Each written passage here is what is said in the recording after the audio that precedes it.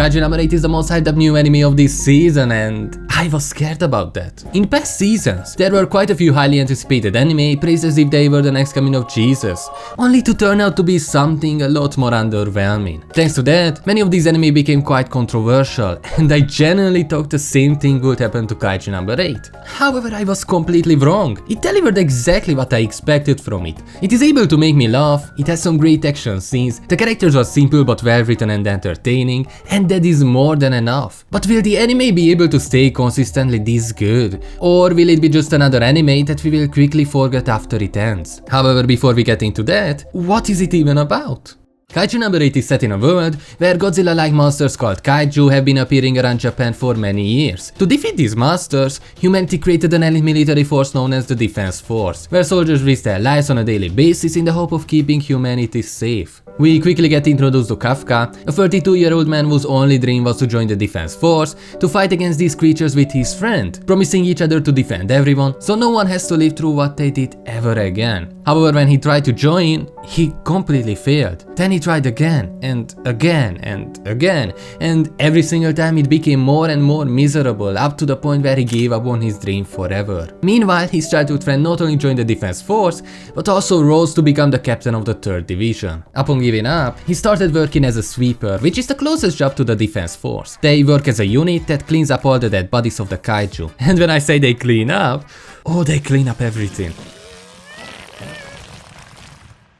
Now he lives a miserable life, exhausted all day from work, residing in a tiny, trashed apartment, and just doing the same thing over and over again. However, one day, everything changed when an 18-year-old called Reno joined the Sweepers. He was really similar to Kafka, because he had the same dream, to join the Defense Force. As Kafka was the one that had to teach him, they quickly got a lot closer to each other, understanding what they want to do with their lives, even reminding Kafka of his desire to join the military. However, as they were finishing up their job, out of nowhere a kaiju appeared. And while Reno was able to run away safely, Kafka had to distract him for as long as possible. He managed to run for long enough where he was saved by the Defense Force, but it still landed them both in the hospital. And just when everyone thought it's going to be the end of the episode, the weirdest shit happened.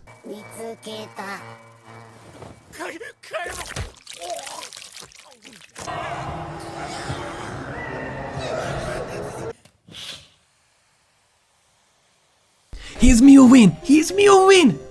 Now with his newfound power, Kafka is once again ready to give his dream another chance. From this moment onward, the focus of the anime shifts teaching about his power, introducing new characters, interesting masters, and just slowly builds more and more to the story and characters around it. But that doesn't sound like anything new, so why is it so popular? Despite having such a standard idea, what makes Kaiju No 8 so popular is that it simply executes the idea really well. It's your standard shonen where a weak character gets a second chance and proves their strength and worthiness. The story is generic, the characters are simple, and it's an idea we've seen executed many times before. However, there is nothing wrong with that. What truly made me enjoy this anime is its ability to infuse humor into such a serious setting. While there are plenty of other shonen series out there that follow a similar formula, Kaiju No 8 stands out because all the jokes land perfectly. From seeing him pee out of his nipples to him begging a kaiju now to come back alive and it actually complying, the humor is both silly and funny. In my opinion, the writer did an amazing job incorporating jokes into the story itself in a way that they don't interrupt it. They're not awkward, instead they actually contribute to moving the story forward. While a scene like this or that might feel a bit out of place, both help us understand how kaijus work, for example, even it feels like a stupid silly joke at first. Most of the jokes are situation based, which helps a lot in making the flow of the show a lot more natural. The anime strikes a perfect balance between action scenes that look like they are movie quality,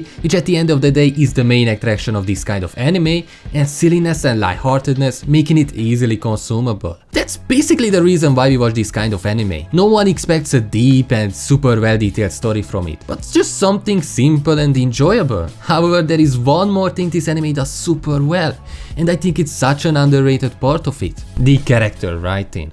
One of the strongest points of Kaiju number 8 is its characters. Thanks to all of them being written in a fairly simplistic and easily explainable way, the anime spends most of the time exploring each of them, making us care about them and especially their relationship. I think it's so rare for a shonen to have a good dynamic between its characters so early on, which the anime nailed really well. First we have Kafka, a bit goofy, silly, but hardworking and mature person that truly cares about helping others, and I really love the way the writer wrote that because it feels genuine. It doesn't feel like a forced thing at all. I especially love how during the test to become part of the defense force, he almost failed so many times, yet he didn't use his kaiju powers for his own advantage at all. However, when he heard that another kaiju appeared and Kikoru was heavily injured, he instantly went there to defend her with his powers. I really loved that. It sets up amazingly what we should expect from him in the future. As a character, he is quite generic, similar to other shonen protagonists, but I think his age being twice that of any other shonen main character already makes him quite unique. There are many directions you can take a character like him that would work much better than with a teenager, and that's what it seems like they will do. We also have Reno, a seemingly sweet and genuinely kind person who is just as determined as Kafka. I like that we have a character who is more similar in age to what you expect your viewers and readers to be. He is there for the sake of having a more relatable character. But I also just really love his dynamic with Kafka. For some reason, it's really common trope in shonen to have this hot-headed or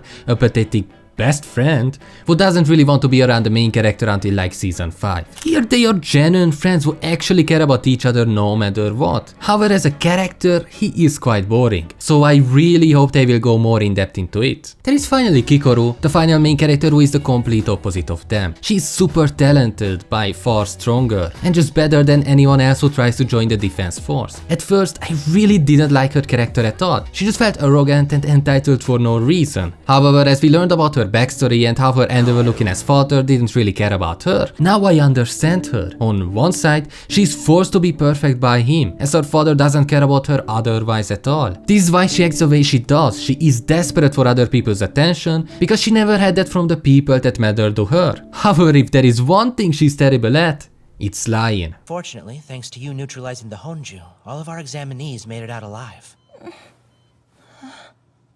Kikoru's concerned face tells the whole story. However, upon realizing that, she tries to fix the situation. It is as you said. I defeated that Honju. Vice Commander Soshiro is now 100% certain she didn't do shit. While the characters are a huge part of what makes the anime different from each other, the other thing that really matters is the production. Production-wise, Kaiju number 8 is quite good. The fight looks good, it feels consistent, the CGI doesn't stand out like a sore thumb, and the usage of it is fairly minimal. However, there are some complaints that the anime character's design must look a lot more simpler. I definitely agree that it could be better, but I think it fits the vibe of the anime really well. I think Production IG did a good enough job, and this more simplistic style allowed the animators to put more details where it matters. There are definitely better produced anime from Production IG in recent times, but this is definitely not the worst. The only thing I hate though is the music. I think this is the first time ever I talk negatively about music, but it just sounds like the soundtrack of the new Need for Speed games, and I just can't stand that music at all. Overall, Kaiju number 8 is the biggest new anime of this season, deservingly so. It's super fun to watch, it's really funny, the characters are great, the action is good. There is nothing more you need from an anime like this. However, if you want to hear about another better shonen from this season that also has some amazing action, click on this video, like, subscribe. You can now join the channel too. Goodbye.